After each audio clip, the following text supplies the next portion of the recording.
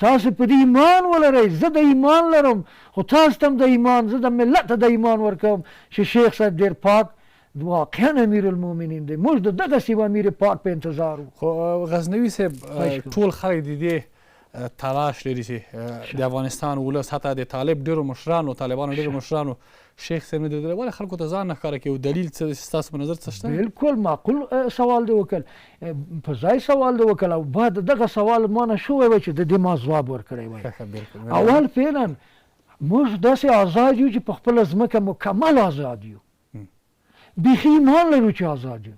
اما نن زموږ فضا اشغال ده، بی پیلوت ګرځي، بی 52 ګرځي او F-35 ګرځي، جاگوار ګرځي، معراج ګرځي، تورنادو ګرځي، آواکس ګرځي. افغانستان آسمان په تیارو اشغال ده صاحب. مطلقا په افغانستان باندې د اوس د کفارو اشغال مکمل، زما په فضا اشغال یم.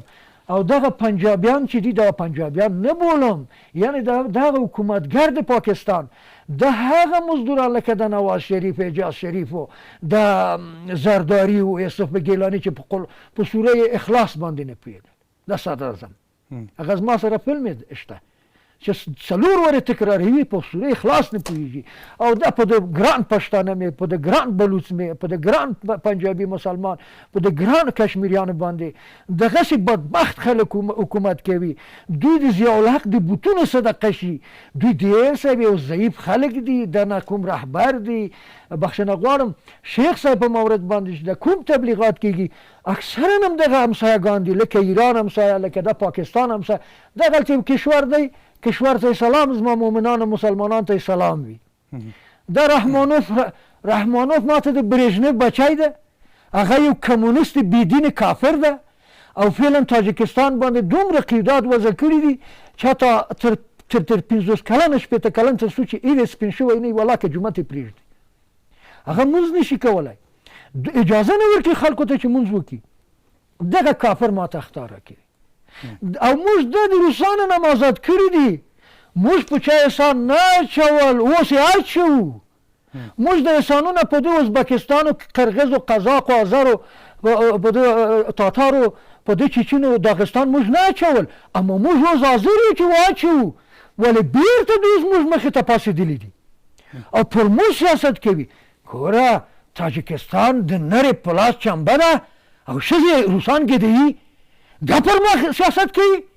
او دا پنجابي چې دلته د نره هلته هغه هم جنسګرایي پکې روانه ده او دوی په رسمیت ورته احترام لري. دا هېڅ مسلمان نه دي، حکومت مطلق باطل دي.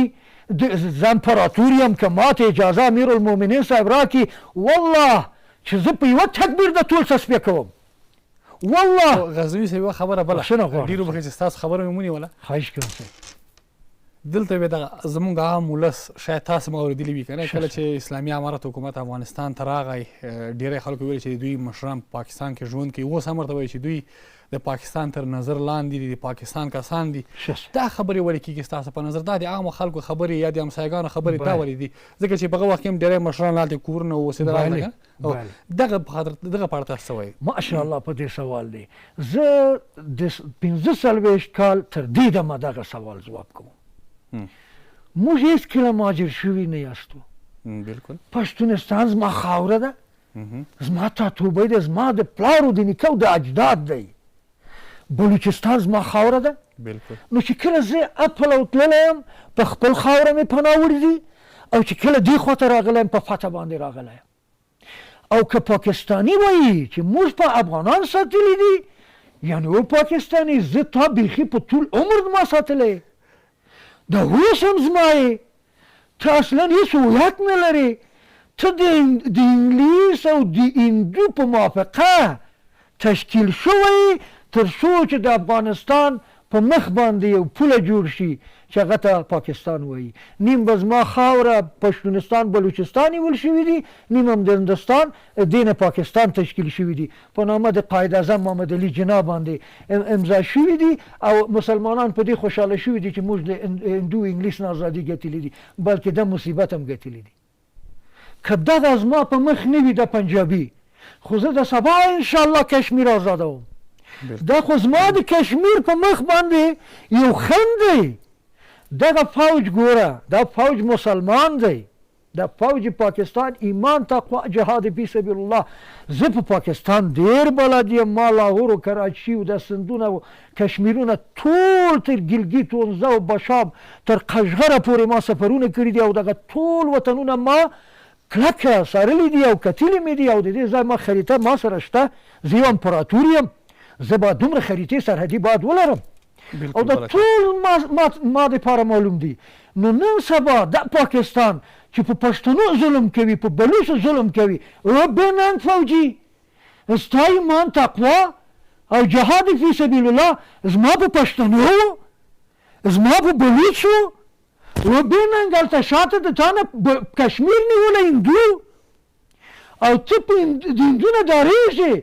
په هندو چې ستا جهاد فرض دی هغه نه کوې او راځې زما په مظلومو قومونو باندې په لکاو پښتنو دې ورې کړي دي، په لکاو بلوچ دې ورې کړي دي. ګوره چې بله ورځ داسې محاسبه در سره شي لکه دغو فراریانو چې د افغانستان په طول د تاریخ فرار شوي دي. دغسې به دغسې ولایت به د نواز شریفو د هغه زرداري خیلو د بوتو زوی دغسې به افشا شي لکه دغو فراریانو چې د اوس ملت پیژني چې د کوم خلک وو. غزنوي صاحب یوه بله ډېره مهمه پوښتنه مې ذهن ته راغله. خواهش کوم صاحب. تاسو د روسانو په وخت کې هم جهاد کړی، الحمدلله. نو په اوس وخت کې هم تاسو د اسلامي امارت طرفدار یاستئ؟ بالکل صاحب. ځکه چې تاسو وایي اسلامي امارت یو پاک حکومت دی او ښه حکومت ده، داسې حکومت ده چې هغه د خلکو په خوا کړی. دا ستاسو وینا ده؟ مخکې مو جهاد کړی، مخکیني جهادیان چې د روسانو سره جهاد کړی او روس یې مات کړی، هغه څوک چې یرغلګرو د افغانستان په مظلوم ولس ډېر ظلمونه کول، هغه همدغسې تاسو غوندې مشرانو، تاسو غوندې کسانو هغه له منځه یوړل او ماتې کړل. بله صاحب. په اوسني جهاد کې هم چونان همدغسې غزنوي صاحب همدغسې یو حالت راغی، طالبان مجاهدین په غرونو کې اوسېدل، حتی د خوراک دپاره به پیسې نه درلودې، که نه؟ ډېر سخت ژوند یې تېر کړ، سخت مشکلات یې ولیدل. خو کله چې دوی کله حکومت ونیوه، حکومت ته راغلل، د 5 میاشتو 6 میاشتو وروسته د طالب هغه عادي مجاهد هم د 8000 د 9000 د 10,000 ډالرو فیلډر موټر پیدا کړل. دا له کوم ځای راغلل؟ دا یې څنګه پیدا کړل؟ دا تاسو وایئ چې طالبان فساد نه کوي، اسلامي امارت د امیر صاحب امیر المؤمنین ده، ځکه چې دا د اسلام د دین خادم ده. نو دغه فیلډر، دغه موټر، دا دومره کشوپاش، دا ښایسته کورونه له کوم ځای راغلل؟ ښه صاحب، په دوی کې خو داسې دی چې یو علما جهید دي، حافظین قرآن دي، هغه زموږ امامان دي، یعنې دغو لازمه چې کوم بالکل علما بالکل هغه دومره بزرګان دي. دومره طبقه یو خو موږ ډېر شهدا ورکړل. امیر المؤمنین صاحب ماشاءالله چې په دومره شهدا، په دومره زحمت او د بسته نړۍ د قدرت سره په جنگ، په جهاد او دغه یو تعداد هجیر مزدوران جاسان د افغاني د ټولو سره د مظلوم مقابل و، د کند یتیم بیچاره او بدبخت مهاجر، دغه ټول مسؤلیت د مظلوم ته راجع ده، د بزرګوار ته راجع ده. خو خبره دلته دی صاحب چې په دوی کې هم پیسه داران موجود دي. بله صاحب، دا اکثرا هلمندیان دي، قنداریان دي، تجاران دي، زابلیان دي. ما ته معلوم دي د غزني زموږ ډېر ماړه خلک دي او د ننګرهار ډېر ماړه خلک دي، پکتیا ډېر ماړه خلک دي، خوستیان ډېر ماړه خلک دي او پکتیکاوال ډېر ماړه خلک دي او فرایان ډېر ماړه خلک دي، هراتیان ډېر ماړه خلک دي او بادغیسیان تقریبا نورزګانیان ده متوسط خلک دي. رښتیا وایي که کوم خلک په غبن و په خیانت او په ظلم و په جنایت امکانات پیدا کړي دي، شخصا زه امیر المؤمنین صاحب ته وایم چې د داسې خلکو سره محاسبه وکړه. دا زما پیشنهاد دا پرې نږدې چې په دې پاک سپېڅلی او دغه د شهدا په وینو ګټل شوی د 45 د ټولو مجاهدین د هغه دورې د دغه دورې او د بعدي دورې ارمانونه پوره شوي دي او که د دې ارمان سره څوک خیانت کوي، والله چې زما قدرت وي او زما صلاحیت وي چې اولین کسان چې بیا په زندان اچوم چې تر څو دغو معیوبو، دغو د ګوانتانامو د زندان د حذابونو او دغو د بګرام او د چلو د 90 د زندانونو او د دو مجاهدین زحمتونو او هغه زیار تکلیف، هغه وږي نسونو چې دوی په غرونو، په رغونو، په دشتونو باندې ګرځېدل او شپه ورځ په دوی پسې بې پیلوت او چاپه روان و، او دا خلک څومره زحمت و زیار وایستل او په کوم پاکو وینو لکه تا غوندې په پاکو ځوانانو په وینو باندې دا وطن وګټل شو، دین وګټل شو، امارت اسلامي کامیاب و موفق شول. او اوس داسې بعض استفاده جو یا کوم خائن رشوت خور یا کوم غبن و تلاشگر نفس اماره‌ای وغواړي چې د امارت اسلامي ته ضرر ورسوي، خو زه داسې وایم چې د ډېر لوی حزم خیانت ده او د داسې خلک باید زر تر زره مخنیوی وشي او د داسې خلکو سره جدا باید امیرالمؤمنین صاحب موږ غوندې مجاهدین په خدمت کې دي، موږ سپاسالاران دین یو، پر ما امر وکړي چې زه څه وکړم. یعنې زه یو مملکت په هفته درته تصفیه کوم، که اوس پر ما امر وکړي امیرالمؤمنین صاحب زه جادوال غزنوي امپراتور یم والله چې زه پاکستان په 4% باید تصفیه کړم او که 6% کېږي زما دپاره خطر دی، زه به شکست خورم.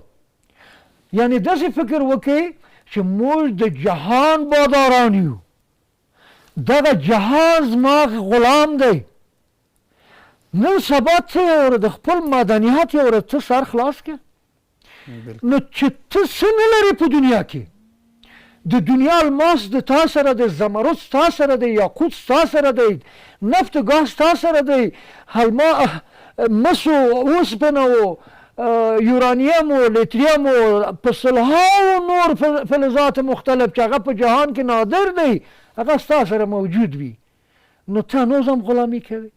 یا هغه بدبخته زه وایم چې موږ 45 کاله تجربه لرو، بې عقله مه بې عقل کېږه، د دغو شهدا د وینو نه لاس په سر شه، دا د کونډو یتیمانو وینه ده او دا دغه امانت ده. والله چې درته زقوم کېږي، والله چې اولاد یې مري، والله چې په 100 مرض گرفتار کېږي، بیا به چیغو په فغان بشي چې د دغو کونډو یتیم ولې دغه پانه ما وشکول. بالکل غزنوي صاحب ډېر ښه خلاصه ځوابونه هم راکړل. خواهش کوم نو زما په ذهن کې همداسې پوښتنې راځي، ډېرې مهمې پوښتنې دي. تقریبا 2 کاله کېږي، څه د پاسه 2 کاله کېږي د طالب مشرانو همیشه د مکتبو یادونه کړې چې مکتبونه نن یې خلاصوو سبا یې خلاصوو. په اسلام کې باید د هغه خبره چې په اسلام کې وي وکړی شي باید عملي کړی شي، که نه همیشه دوی یادونه کړې چې نن یې خلاصوو سبا یې خلاصوو، مکتبونه هم بند سو، پوهنتونونه هم بند سو، د ښځو ټولې دندې هر څه بند شول. تېره ورځ په اماراتو کې هلته تقریبا د 100 څخه زیات بورسونه د افغان نجونو لپاره راغلي وو، هغه هم پرې نه ښودلې چې لاړ شي. 8 کلن نه پورته جلکۍ هم نشي کولی چې مکتب ولولي. خلک وایي چې دا ټول د پاکستان لمسون ده، پاکستان نه غواړي چې افغانستان کې میرمنې تعلیم یافته سي، میرمنې تعلیم ته لاړې سي. هره پړه ولې په پاکستان اچول کېږي؟ ولې هر څه دغه مشران چې دلته تاسو ورته امیرالمؤمنین وایي، موږ ورته امیرالمؤمنین وایي، دوی ولې هدایت نه کوي چې دغه مکتبونه خلاص کړي، پوهنتونونه خلاص کړي؟ څه دلیل لري؟ په اسلام کې خو تعلیم په ښځه او په نر باندې فرض ده، ولې مکتبونه پوهنتونونه ښځو ته اجازه نه ورکول کېږي؟ ځکه چې د افغانستان ټول ولس مسلمانان دي، 99% مسلمانان دي حجاب مراعات کوي، چادري اغوندي، په دین په اسلام پوهېږي، په هر څه پوهېږي، خو بیا مکتب پوهنتون هېڅ هم نه خلاصېږي. دلیل به څه وي؟ ښه معقول سوال، ګرچې دا سوال زه دم یم ولې چې په دې کې امارات ورونه کوم نظریات لري او اسلام چې کوم نظر لري. موږ اسلام ته تسلیم یو، ځکه اسلام مهم ده. اسلام کوم حکم لري په هغه حکم زما سر قربان شي. خو یو څو دلیل اوس به مزاحمت به نه کوي، زه په دې مفصل نه بلکې خلاصه درته وایم. خلاصه یې راته بالکل. اول که شریعت حکم لري چې د جنکۍ مکتب جواز لري، انشاءالله چې امارت اسلامي په دې مخالفت نه لري.